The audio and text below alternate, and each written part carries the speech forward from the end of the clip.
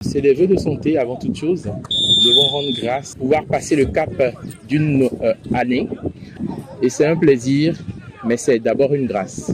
Nous disons donc merci. Que tout le monde soit en parfaite santé, c'est le vœu que nous exprimons pour toute la population togolaise. Qu'il y ait beaucoup plus de prospérité dans toutes les maisons, qu'il y ait la paix dans notre pays, parce que sans cette paix-là, nous ne pourrons faire aucune activité. Le ballon ne pourra pas rouler parce que nous sommes, nous, dans un domaine sportif. Ce sont nos vœux à l'endroit de toute la population togolaise.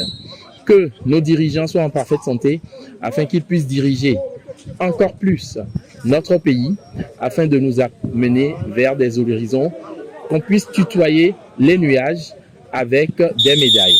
Voilà ce que nous nous souhaitons pour cette nouvelle année. Et à tout le monde maracanien, à tout le monde sportif, soyons en parfaite santé, je le réitère une fois encore, pour que nous puissions faire des exploits. Alors pour cette année 2025, nous avions été élus en fin d'année comme pratiquement au niveau de toutes les fédérations. Les grands axes au niveau du Maracana, c'est le développement, la promotion du Maracana. Il faudrait que notre sport puisse être connu. La discipline doit être connue. On doit pouvoir faire la différence entre les petits poteaux, entre le football classique, entre le futsal, entre le maracana, entre le soccer, entre le beach soccer.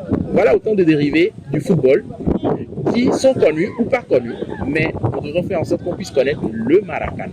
Cette discipline, la seule discipline dérivée du football où le Togo bat le Brésil 4-0. Il faudrait qu'on puisse le savoir. Nous avons comme perspective, au-delà de la promotion et du développement, nous mettrons l'accent sur la promotion du Maracana au niveau de la jeunesse. Parce qu'avant, les jeunes étaient exclus du Maracana, mais dorénavant, les jeunes sont intégrés avec la formule arc-en-ciel. La promotion va également au niveau du Maracana féminin. Il ne peut pas y avoir de sport exclusivement masculin. Il faudrait que ce soit un sport inclusif et les dames doivent jouer, doivent connaître le Maracana. D'ailleurs, vous avez la primeur de l'information avant que l'information officielle ne tombe. À la prochaine Coupe d'Afrique des Nations au niveau du Maracana, eh bien, des équipes féminines sont attendues. Et le Togo ne devrait pas rater le coche. Le Togo devrait avoir son équipe féminine. Dans le cadre de la promotion du Maracana, nous voudrions que le Maracana se joue sur tous les terrains de handball, qui sont des terrains de Maracana, que cela se joue sur toute l'étendue du territoire. Nous voulons donc qu'au terme de cette année, nous puissions créer au moins 2 clubs par zone géographique. Au nord, nous en aurons 2-3.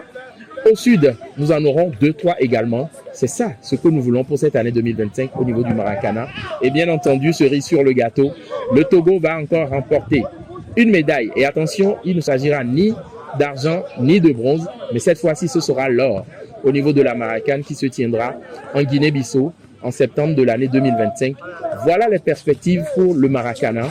Et bien évidemment, au plan national, le ballon va rouler autant que possible. Mais avant que le ballon ne roule, nous allons pouvoir nous retrouver dans la famille du Maracana pour pouvoir faire ce que nous pourrons appeler les états généraux du Maracana. On va tous se retrouver dans un même creuset pour pouvoir parler, discuter du Maracana, ce qui n'a pas marché, ce qui a marché depuis la création de cette fédération et pouvoir nous projeter dans l'avenir pour faire du Maracana une discipline complète et bien connue. Merci beaucoup pour l'opportunité que vous nous donnez afin de parler du Maracana. Bon vent à vous et heureuse année à nous tous.